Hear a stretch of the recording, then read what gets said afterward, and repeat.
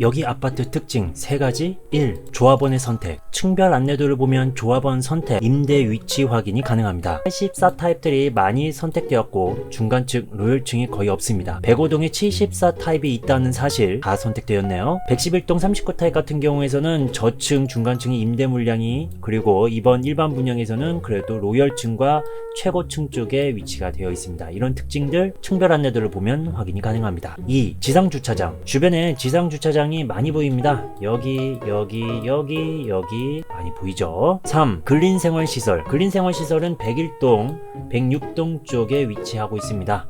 반대쪽 동들은 근린생활 이용하기에는 거리가 좀 있습니다. 그리고 불편한 사항은 조금 이따가 말씀드리겠습니다.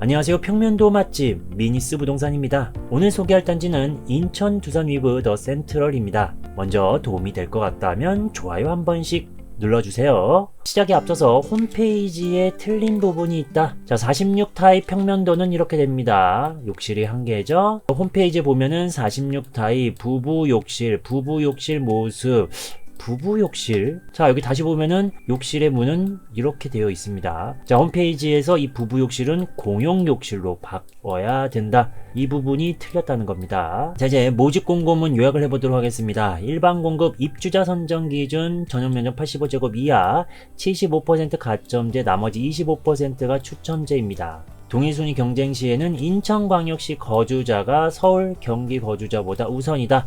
자, 인천 2년 이상이 아니고 그냥 인천광역시 거주자입니다. 자, 계약금 10%, 중도금 60%, 잔금 30%고요. 중도금 대출은 50%, 이자 후불제로 예정입니다. 전매 제한은 소유권 이전 등기일까지, 그 기간이 3년을 초과하면 3년, 재당첨 제한은 당첨 발표로부터 7년이 되겠습니다. 여기는 인천광역시 동구 송림동에 위치해져 있습니다. 지하 3층, 지상 29층, 12개 동이고요. 총 1321세대 중에 일반 분양 785세대를 모집합니다. 입주 예정 시기는 2026년 1월로 예정이고요. 각 타입별 최고 금액가 좀 확인해 보도록 하겠습니다. 39 타입 2억, 46 타입 2억 5천, 51 타입 3억 2천, 59 타입들은 3억 7천, 4억, 84 타입들은 5억 6천에서 5억 8천 정도. 자, 그리고 발코니 확장비. 자, 이렇게 보면은 46 타입 550만원. 자, 이렇게 보면은 84 타입이 그래도 2천만원은 넘지 않는다 라는 거, 금액이 다 동일하게 깔끔하게 되어 있습니다. A 타입이라고 해서, B 타입이라고 해서, 타워형이라고 해서, 판상형이라고 해서 그 금액의 차이가 있는 게 아니고 평수에 따라서 발코니 확장비의 금액의 차이가 있다 정도만 알고 가시면 좋을 것 같네요. 홈페이지에 나와져 있는 이 주변 입지를 살펴보면은 장점도 있고 뭐 단점도 볼 수 있을 것 같습니다. 여러분들이 꼼꼼하게 잘 확인하시면 좋을 것 같고요. 멀지 않게 이마트 트레이더스, 뭐 병원도 있고 근린공원, 평연안부두선 계획도 있기 때문에 또 호재도 있다고 보여집니다. 주변에 현대시장, 초등학교, 대학교, 중고등학교도 보이고 있습니다. 이 주변 한번 좀 잘 살펴보시면 좋을 것 같네요. 자, 모집 공고문에 보면은요, 유상 옵션이 나와 있습니다. 여기 특징 보면은 천장형 시스템 LG냐 삼성이냐 선택이 가능하다. 공기청정기가 포함된 것, 미포함된 것도 선택이 가능합니다. 선택할 수 있다. 모든 타입이 다 그렇게 되어 있다. 시스템 에어컨, 이런 옵션은 매력적입니다. 주방 빌트인 가전도 삼성이냐 LG냐, 이렇게 SK 매직이냐 삼성이냐 LG냐 이런 브랜드도 선택할 수 있다라는 것도 매력적인 장점이 되겠습니다. 비고사항도 꼼꼼하게 확인을 하셔야 되겠죠. 자, 현관 중문 제조사 2군데 선택할 수 있습니다. 금액의 차이가 있다라는 거 확인하시고요. 39, 46 타입에는 현관 중문 옵션은 없습니다. 자, 이제 향이 어떻게 되는지도 좀 살펴보도록 하겠습니다. 단지 배치도 보면은요, 이 방위 표시 약간 오른쪽으로 치우쳐져 있습니다. 자, 이렇게 보면은 더 확인할 수 있겠죠. 정확하게 북쪽을 위로 놓고 보면은 남동 남서인 것 같은데, 이거 깔끔하게 빠져 있는 것 같은데 라고 생각을 할 겁니다. 제가 이제 꼼꼼하게 좀 체크를 해 보면은요, 바로 이런 양입니다. 남동 남서가 보이지는 않고, 자, 200도 남입니다. 남서라기보다는 남양 쪽에 많이 치우쳐 있는 200도 남. 자, 남동향이 아니고 동쪽으로 많이 치우쳐져 있는 동향, 20도 북, 290도 서입니다. 자, 이런 향들은 자녀들 방 또는 타워형에서 좀 보일 수 있는 향이 되지 않을까라고 생각이 드는데, 잠시 후에 평면도 소개 때 상세하게 말씀을 드려보도록 하겠습니다. 자, 그 전에 불편한 사항 몇 가지 말씀드려 보도록 하겠습니다. 먼저 모집공고문에 나와져 있는 사항들 좀 요약했는데요. 일조권, 조망권, 소음 부분 발생, 자, 이런 간섭이 발생, 사생활 침해 발생, 이런 부분들 한 번쯤 알고 가시면 좋겠죠. 임대 세대와 분양 세대가 함께하는 동의 위치는, 그리고 동별로 일부 직각 배치, 자, 이런 표기를 명확하게 했습니다. 사생활 프라이버시, 이 침해 부분이 발생이 될 수 있다라는 부분도 명시가 되어 있기 때문에 이 부분도 좀 한번 살펴보도록 할게요. 자, 그리고 일부에서는 5개 주차장, 제가 앞전에 말씀드렸죠. 지상 주차장이 많이 보인다라는 겁니다. 동별로 지하 주차장 이용할 수 있는 게 좀 다르기 때문에 이런 부분들도 한 번쯤 확인하시면 좋을 것 같습니다. 102, 103, 104동이 지하 1층부터 모두 다 이용할 수 있다. 그 외에는 지하 2층, 3층입니다. 추가적인 내용도 모집공고문에 나와 있습니다. 한 번쯤 좀 살펴보시면 좋을 것 같고요. 여기 또 정리하는 내용도 있었습니다. 이렇게 일조권, 조망권, 환경권, 사생활권, 그리고 소음 피해 등에 대한 내용 1, 2, 3, 4로 해가지고 모집공고문에 있으니까요. 이런 부분도 다 확인을 하시면 좋을 것 같습니다. 자, 이런 내용도 또 있었습니다. 자, 여기서 바로 여기 동별 일부 직각 배치 이 부분만 좀 띄워서 설명을 더 드려보도록 하겠습니다. 자, 이렇게 단지 배치도 보면은요, 직각 배치, 자, 동별로, 자, 일단 뭐 이렇게 직각인데, 이 동간의 거리 부분을 좀 살펴봐야 됩니다. 이렇게. 자, 동간의 거리를 좀 살펴보면은, 105동과 112동의 동간의 거리 직각으로 해서 많이 좁다. 그리고 110동, 108동, 109동에서도 뭐 이쪽에도 좀 거리가 좀 가까운 편인 것 같습니다. 제일 멀리 있는 거는 101동이 106동 이 정도가 상당히 동간의 거리가 넉넉하게 되어 있다라는 게 좀 느껴지죠. 자, 그래서 이 105동과 112동만 좀 띄어서 더 확인을 해보면은, 자, 105동 1호, 2호 라인은 59A 타입, 112동의 1, 2, 3, 4호 라인은 46 타입이 되겠습니다. 특히나 이 1호와 이 4호 쪽의 동간의 거리에 가깝다. 그래서 평면도를 이렇게 보면은, 자, 이런 식으로 사생활 침해가 발생이 될 수 있는 아주 가까운 거리, 그리고 너무 가깝다 보면은 일조권의 문제도 좀 발생이 좀 되겠죠. 이 부분에 불편한 사항이 좀 생길 것 같습니다. 지금까지 도움이 되고 있다면 좋아요 한 번씩 부탁드립니다. 자, 이제 본격적으로 평면도 분석을 해보도록 하겠습니다. 첫 번째로 39 타입이 되겠습니다. 세대수, 구조, 향, 자, 침실 이쪽 방향이죠. 북향입니다. 이 복도식이죠. 세부적인 특징은 맞동풍 만들고 주방 창문 없고 현관창고 복도 팬트리 없습니다. 뭐 평수가 작기 때문에 이런 게 좀 없긴 하죠. 그리고 중문 설치도 안 되고요. 기본 발코니 제공이 되지만 여기 2단 선반 이런 부분은 없습니다. 자, 신발장 때문에 이 부분이 꺾여 있습니다. 자, 이렇게요. 그렇기 때문에 가구 배치를 잘 하시면 좋을 것 같네요. 자, 이번엔 46 타입이 되겠습니다. 세대수, 구조, 향, 역시 이 침실 이쪽이 북향. 자, 세부적인 특징이 이렇게 됩니다. 큰 차이는 나진 않지만 이 신발장이 길다라는 게 좀 느껴집니다. 이렇게 길다. 그리고 따로 세탁기실이 이쪽에 있다. 하지만 2단 선반 그리고 창문은 없습니다. 자, 안방 발코니 이렇게 보이고요. 특징은 또 안방 옆에 이 실외기실이 이쪽에 위치하고 있습니다.